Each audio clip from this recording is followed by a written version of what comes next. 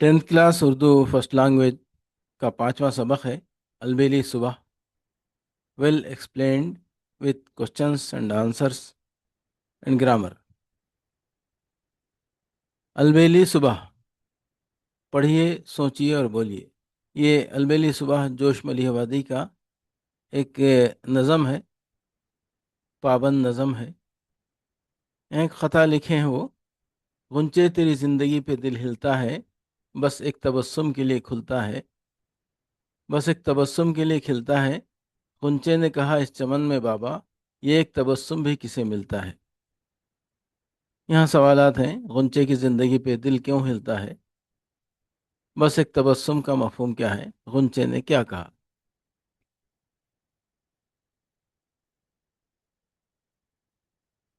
गुंचे तेरी ज़िंदगी पे दिल हिलता है मतलब जो है, गुंचा जो है एक नाजुक छोटा सा फूल होता जो खिलने से पहले की हालत में होता है, जैसे गुलाब की कली।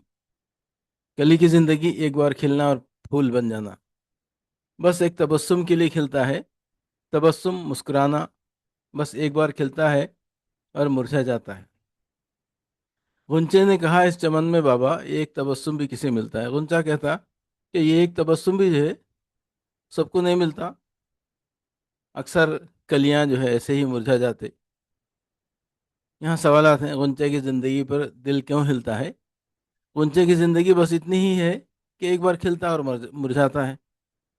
दूसरा सवाल है, बस एक तबस्सुम का मफहूम क्या है? एक बार खिलना, एक बार खिलता है और मुरझा जाता है। गुंचे ने क्या कहा? गुंचा कहता है कि ये इतना भी मिल जाए कि एक बार खिलूं, ये भी बहुत है, वरना बहुत सारी कलियां तो बिन खिले ही मुरझा जाती हैं। अब इसके बाद इस सबक का मकसद क्या है, ये यहाँ पर बयान किया गया है। मंजर कशी, किसी जगह, चीज़ या हालत का ऐसा दिलकश और तफसील से बयान करना, ये सुनने पढ़ने वाले के जहन में तस्वीर बन जाए। मिसाल, जब हम कहते हैं कि सूरज पहाड़ के पीछे छुप रहा था, आसमान लाल और नारंगी रंग से भर गया था और परिंदे अपने घोंसलों की तरफ लौट रहे थे, तो ये मंजर कशी है, क्योंकि पढ़ने वाला उस शाम का मंजर अपने जहन में साफ देख सकता है।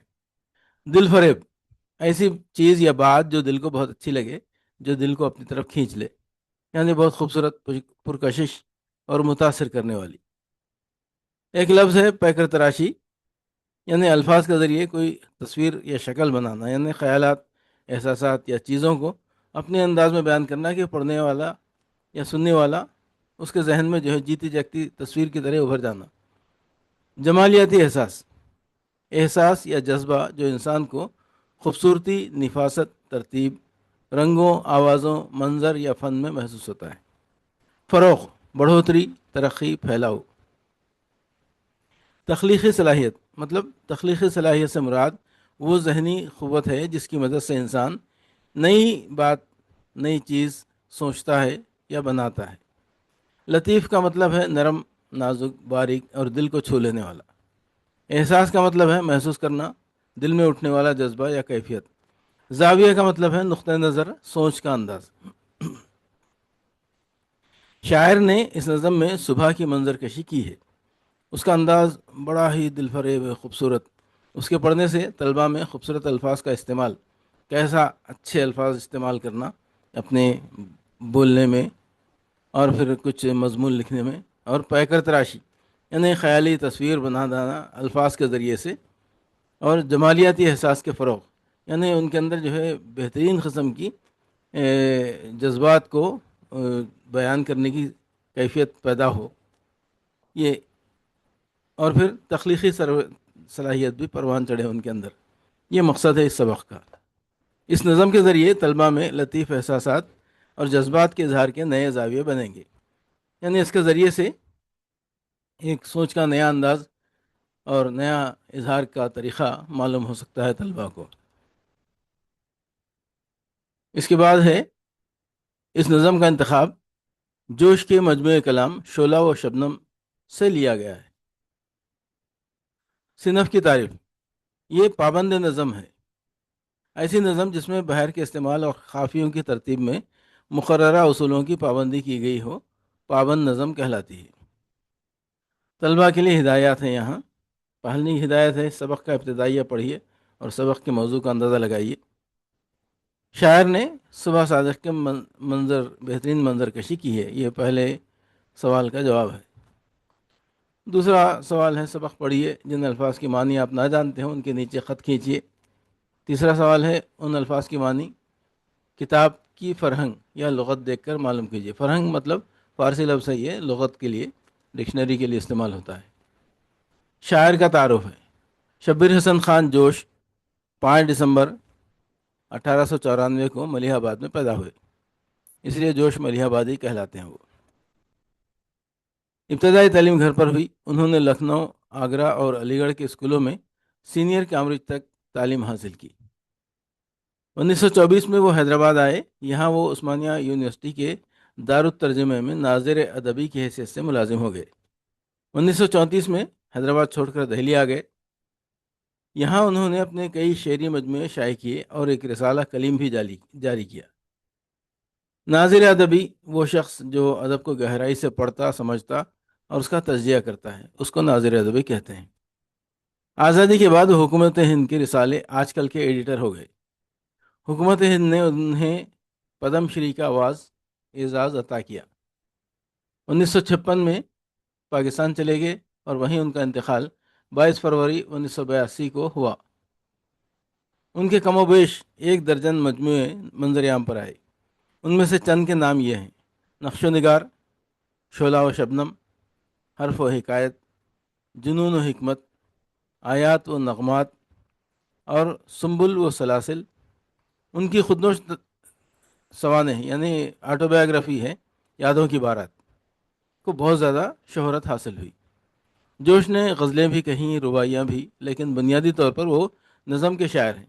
ابتدائی نظموں میں وہ ایسا لگتا ہے ایک جذباتی نوجوان ہے، رنگین مزاج، حسن پرست ایسا لگتا، لیکن تحریک آزادی کی فضا میں حب وطن اور سیاسی مسائل ان کی نظموں کے موضوع بننے لگے۔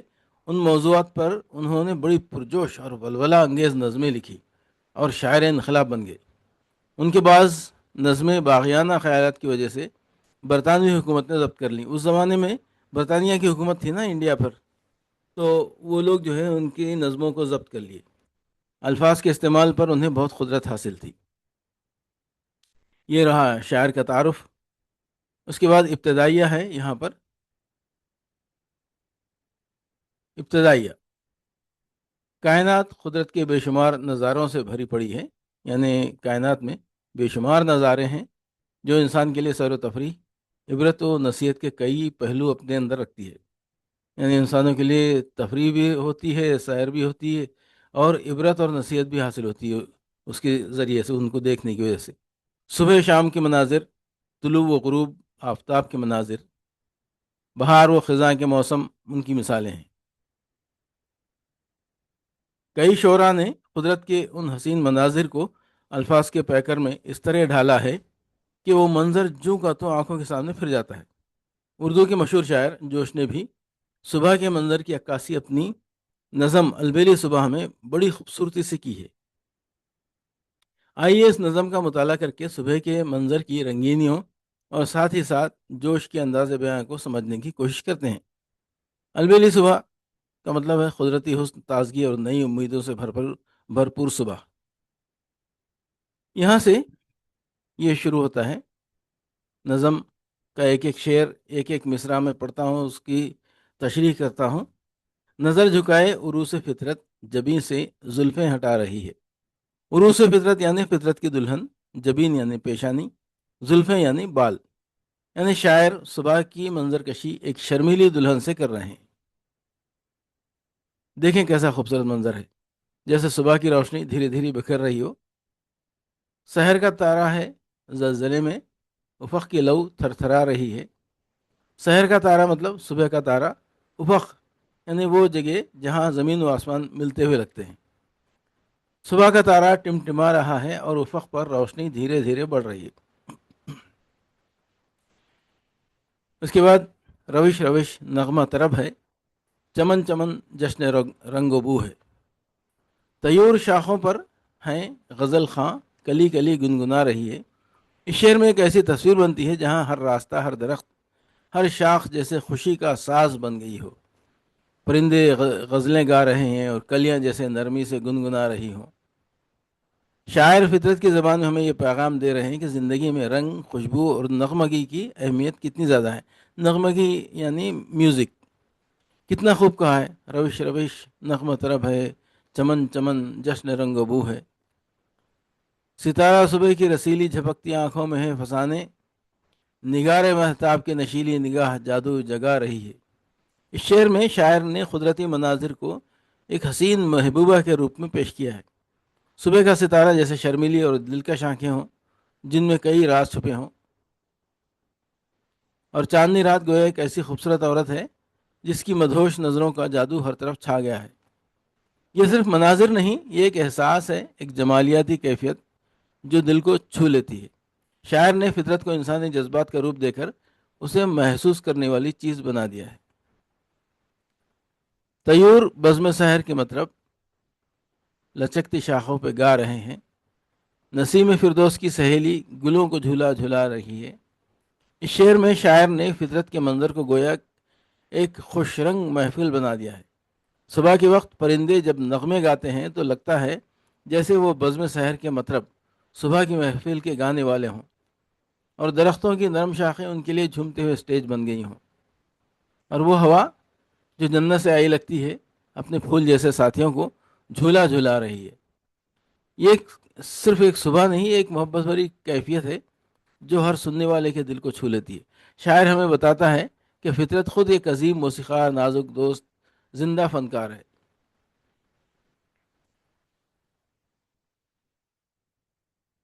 اس کے بعد ہے کلی پہ بیلے کی کس ادا سے پڑا ہے شبنم کا موتی، نہیں یہ ہیرے کی کیل پہنے کوئی کلی کوئی پری مسکرا رہی ہے۔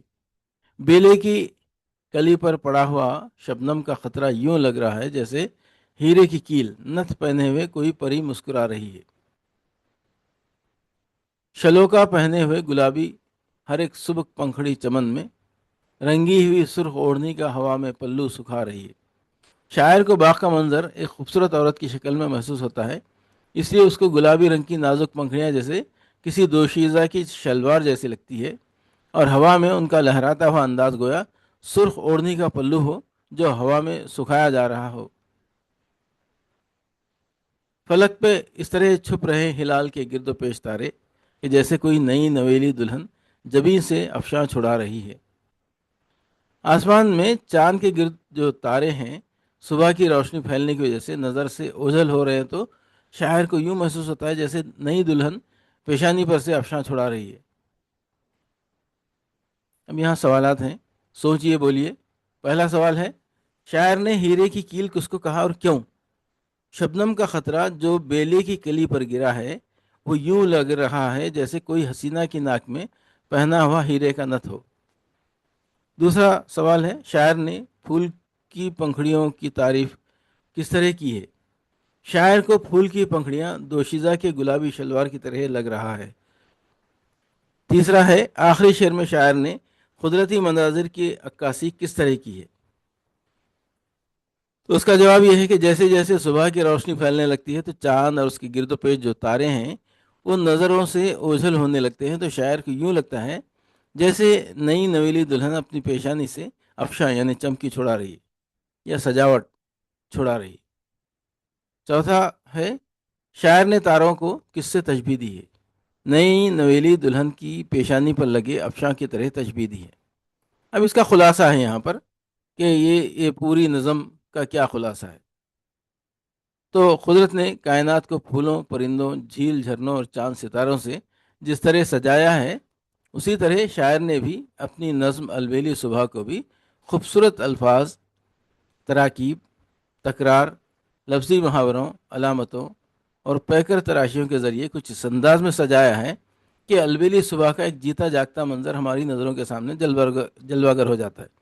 یعنی یہ تمام چیزیں جو نظر آ رہی ہیں، منظر کشی جو ہو رہی ہے، اس کو یہ شاعر بھی جو ہے بہت زیادہ بہترین طریقے سے محاوروں اور علامتوں کی ذریعے سے اور منظر کشی جو ہے پیکر تراشیوں کے طریقے سے بتاتے ہیں، اور ہمارے سامنے جو ہے ایک پورا منظر نظر آ جاتا ہے۔ دراصل شاعری جذبات احساسات و تجربات کے خوبصورت اظہار کا نام ہے، اور یہ نظم اس کی منہ بولتی تصویر ہے۔ شاعر کے مطابق ابھی صبح ہونے کو ہے، تو ایسا محسوس ہو رہا ہے جیسے عروس فطرت یعنی کائنات دلہن کی طرح سجی دھجی اپنا چہرہ دکھلانے کے لیے اپنے چہرے سے زلفیں ہٹا رہی ہے۔ یعنی صبح کا ملگجی اجالا نمودار ہونے والا ہے، تو ایسے خوبصورت دل موہ لینے والے منظر کو دیکھ کر شہر کا تارا زلزلے کی کیفیت میں آ گیا ہے، اور افق یعنی آسمان پر پھیلے رنگ تھر تھرانے لگے ہیں۔ یہ منظر رات کے کٹنے اور دن کے اجلنے کے درمیان گھڑی دو گھڑی رہتا ہے۔ شاعر آگے لکھتا ہے کہ کائنات گویا ڈولتی ہوئی گانے لگی ہے، اور پھولوں سے لدے چمن اپنے رنگوں اور خوشبوؤں کا جشن منانے لگے ہیں۔ تو ادھر درخت کی شاخوں پر پرندے، ادھر کلیاں گنگنانے لگی ہیں، اور صبح کی رسیلی آنکھیں اور سورج کی نشیلی نگاہوں کی تراکیب کا جواب نہیں کہ شاعر نے ان کے ذریعے جو کیفیت پیدا کی ہے اس سے صبح گاہی سمجھ میں آنے لگتا ہے۔ رنگ برنگی چڑیاں لچکتی شاخوں پر گانے لگی ہیں، اور ٹھنڈی ہوائیں انہیں جھولا جھولا رہی ہیں، اور بیلے کی کلی پر شبنم کی بوند پڑی ہے، تو ایسا محسوس ہو رہا ہے جیسے کسی پری نے اپنی ناک میں ہیرے کی کیل پہن رکھی ہے۔ چمن کے سارے پھولوں کا رنگ گلابی ہے، تو ایسا محسوس ہو رہا ہے جیسے سارے پھولوں نے گلابی شلوکے پہن رکھے ہیں، تو گویا لگتا ہے کسی نے سرخ رنگ کی اوڑھنی سکھانے کے لیے یہاں سے وہاں تک پھیلا رکھی ہے۔ اور اب صبح کروٹ بدلنے لگی ہے، تو آسمان پر جھلملاتے تارے جو رات بھر چاند کے ساتھ چمکتے رہے آہستہ آہستہ ڈوبنے لگے ہیں، تو ایسا محسوس ہو رہا ہے جیسے کوئی نئی نویلی دلہن اپنے ماتھے سے افشاں چھڑا رہی ہے۔ سمجھنا، اظہار خیال کرنا۔ الف، اپنے الفاظ میں بیان کیجیے۔ اس نظم کے کون سے اشعار آپ کو بہت پسند آئے اور کیوں؟ جواب ہے، سارے ہی اشعار بہت اچھے ہیں۔ ان میں انتہائی خوبصورتی سے طلوع صبح کے مناظر کی منظر کشی کی گئی ہے۔ دوسرا،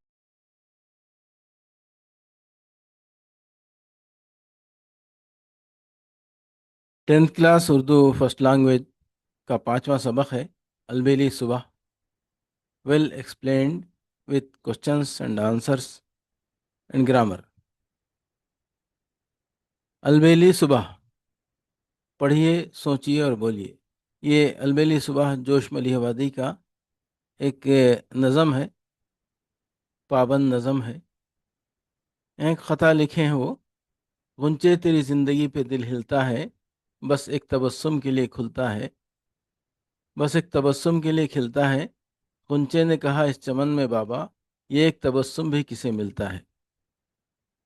یہاں سوالات ہیں: غنچے کی زندگی پہ دل کیوں ہلتا ہے؟ بس ایک تبسم کا مفہوم کیا ہے؟ غنچے نے کیا کہا؟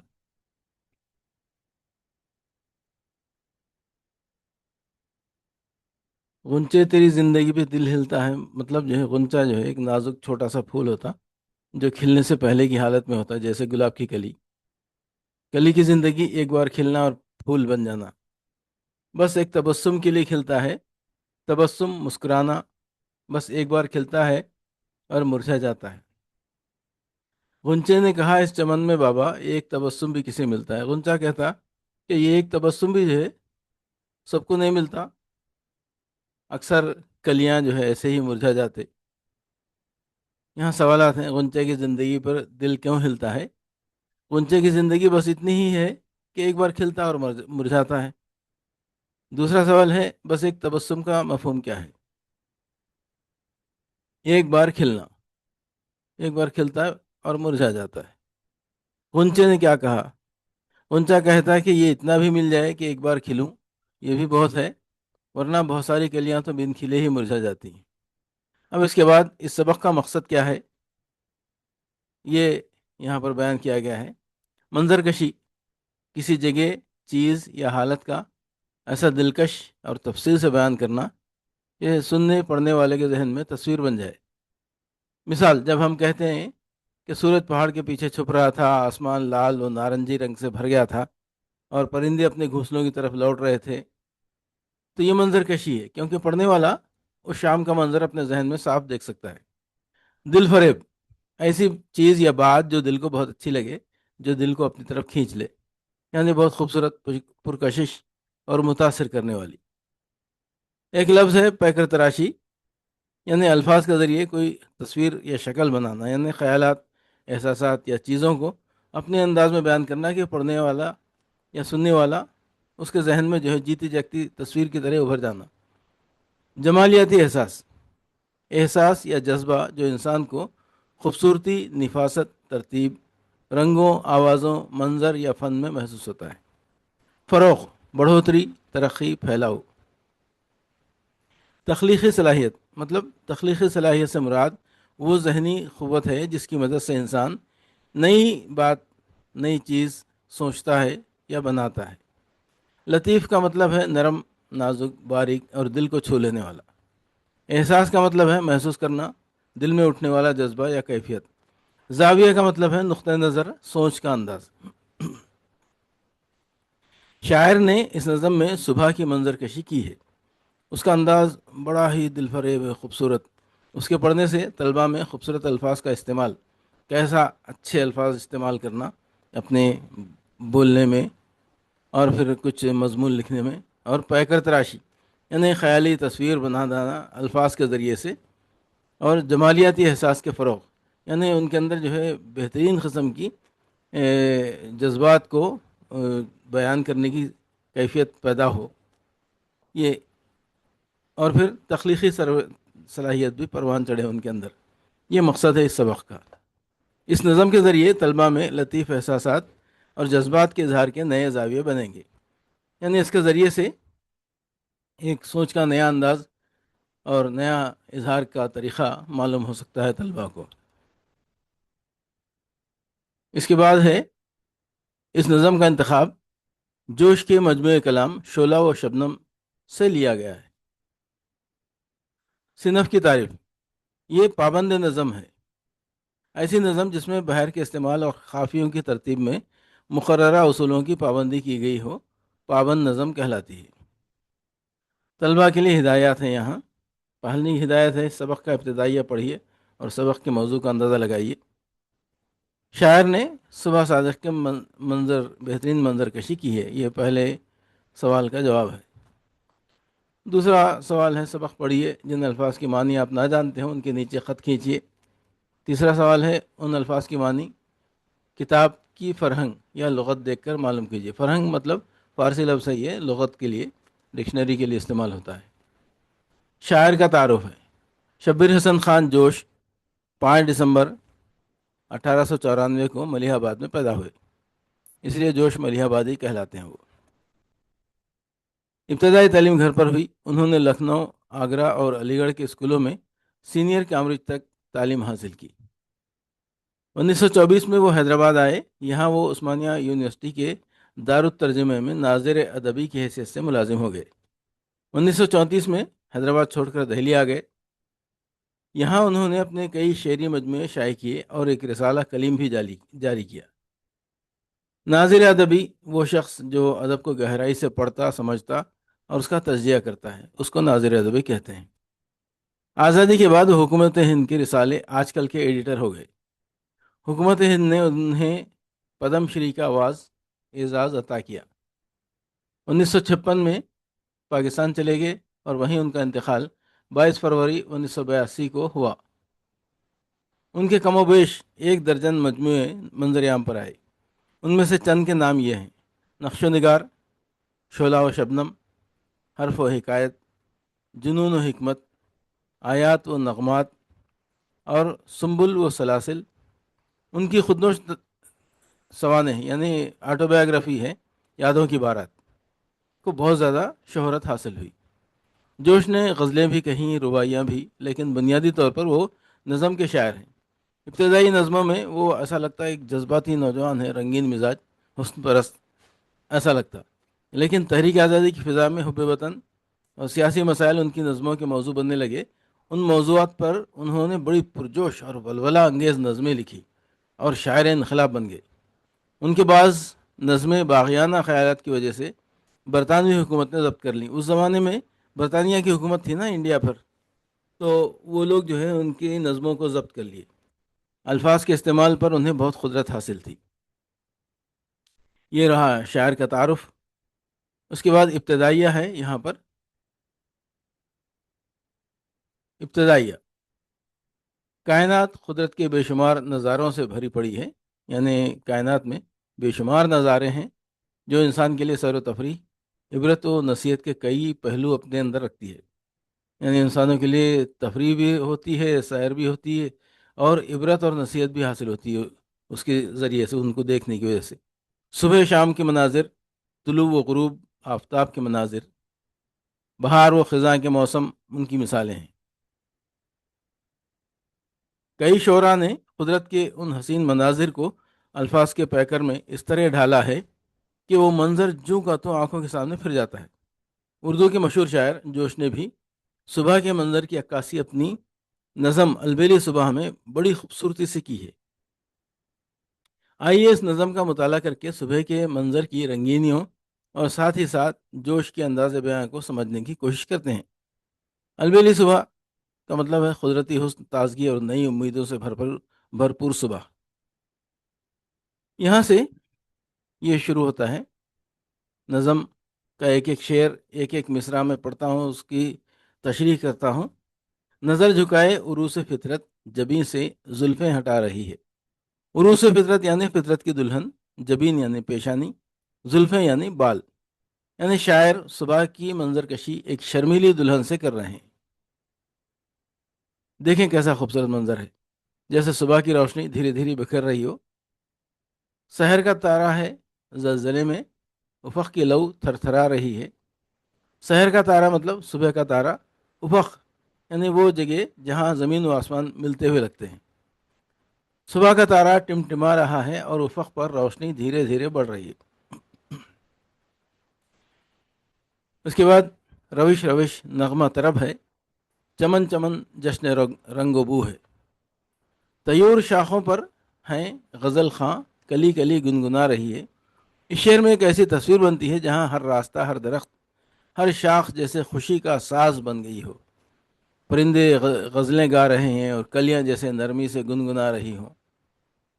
شاعر فطرت کی زبان میں ہمیں یہ پیغام دے رہے ہیں کہ زندگی میں رنگ، خوشبو اور نغمگی کی اہمیت کتنی زیادہ ہے۔ نغمگی یعنی میوزک، کتنا خوب کہا ہے۔ روش روش نغمہ طرب ہے، چمن چمن جشن رنگ و بو ہے۔ ستارہ صبح کی رسیلی جھپکتی آنکھوں میں ہے فسانے، نگار مہتاب کے نشیلی نگاہ جادو جگا رہی ہے۔ اس شعر میں شاعر نے قدرتی مناظر کو ایک حسین محبوبہ کے روپ میں پیش کیا ہے۔ صبح کا ستارہ جیسے شرمیلی اور دلکش آنکھیں ہوں جن میں کئی راز چھپے ہوں، اور چاندنی رات گویا ایک ایسی خوبصورت عورت ہے جس کی مدہوش نظروں کا جادو ہر طرف چھا گیا ہے۔ یہ صرف مناظر نہیں، یہ ایک احساس ہے، ایک جمالیاتی کیفیت جو دل کو چھو لیتی ہے۔ شاعر نے فطرت کو انسانی جذبات کا روپ دے کر اسے محسوس کرنے والی چیز بنا دیا ہے۔ طیور بزم سحر کے مطلب لچکتی شاخوں پہ گا رہے ہیں۔ نسیم فردوس کی سہیلی گلوں کو جھولا جھلا رہی ہے۔ اس شعر میں شاعر نے فطرت کے منظر کو گویا ایک خوش رنگ محفل بنا دیا ہے۔ صبح کے وقت پرندے جب نغمے گاتے ہیں تو لگتا ہے جیسے وہ بزم سحر کے مطرب صبح کی محفل کے گانے والے ہوں، اور درختوں کی نرم شاخیں ان کے لیے جھومتے ہوئے اسٹیج بن گئی ہوں، اور وہ ہوا جو جنت سے آئی لگتی ہے اپنے پھول جیسے ساتھیوں کو جھولا جھولا رہی ہے۔ یہ صرف ایک صبح نہیں، ایک محبت بھری کیفیت ہے جو ہر سننے والے کے دل کو چھو لیتی ہے۔ شاعر ہمیں بتاتا ہے کہ فطرت خود ایک عظیم موسیقار، نازک دوست، زندہ فنکار ہے۔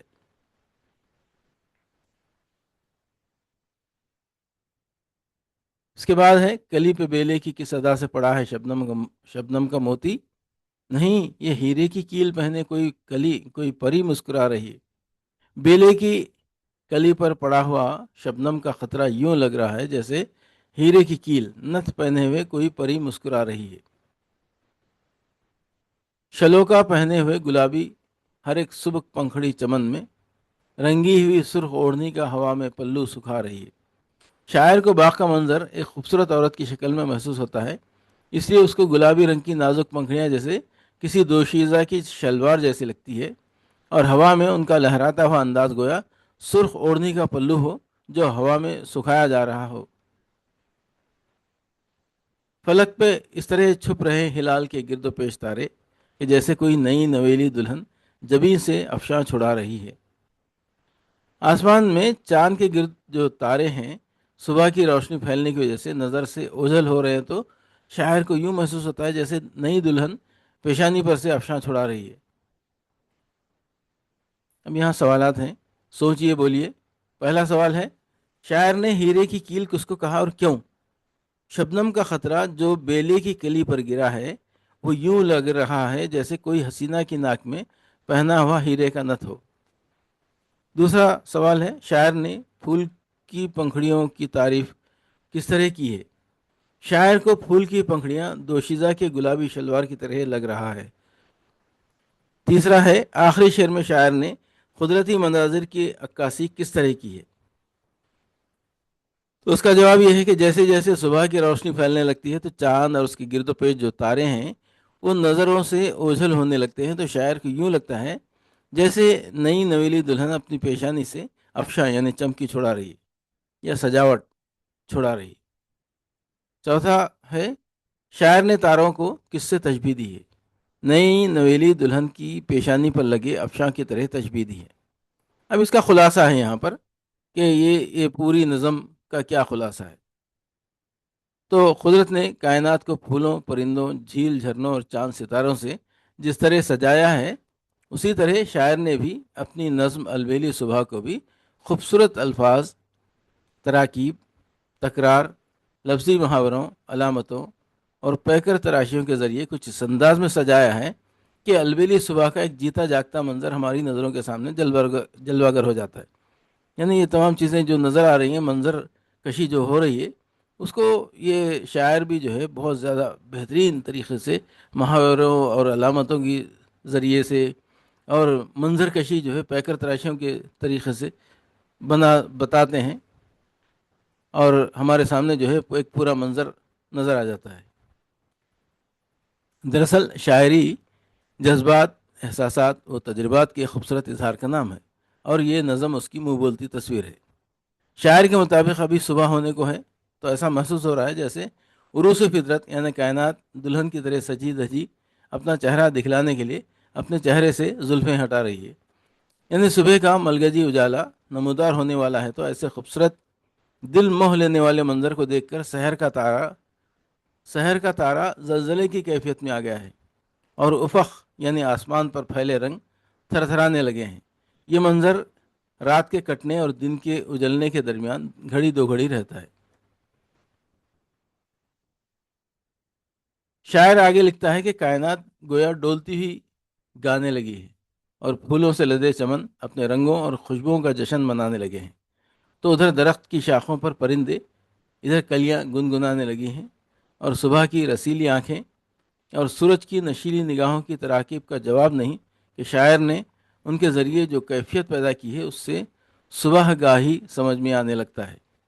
رنگ برنگی چڑیاں لچکتی شاخوں پر گانے لگی ہیں، اور ٹھنڈی ہوائیں انہیں جھولا جھولا رہی ہیں، اور بیلے کی کلی پر شبنم کی بوند پڑی ہے، تو ایسا محسوس ہو رہا ہے جیسے کسی پری نے اپنی ناک میں ہیرے کی کیل پہن رکھی ہے۔ چمن کے سارے پھولوں کا رنگ گلابی ہے، تو ایسا محسوس ہو رہا ہے جیسے سارے پھولوں نے گلابی شلوکے پہن رکھے ہیں، تو گویا لگتا ہے کسی نے سرخ رنگ کی اوڑھنی سکھانے کے لیے یہاں سے وہاں تک پھیلا رکھی ہے۔ اور اب صبح کروٹ بدلنے لگی ہے، تو آسمان پر جھلملاتے تارے جو رات بھر چاند کے ساتھ چمکتے رہے آہستہ آہستہ ڈوبنے لگے ہیں، تو ایسا محسوس ہو رہا ہے جیسے کوئی نئی نویلی دلہن اپنے ماتھے سے افشاں چھڑا رہی ہے۔ سمجھنا، اظہار خیال کرنا۔ الف، اپنے الفاظ میں بیان کیجیے۔ اس نظم کے کون سے اشعار آپ کو بہت پسند آئے اور کیوں؟ جواب ہے، سارے ہی اشعار بہت اچھے ہیں، ان میں انتہائی خوبصورتی سے طلوع صبح کے مناظر کی منظر کشی کی گئی ہے۔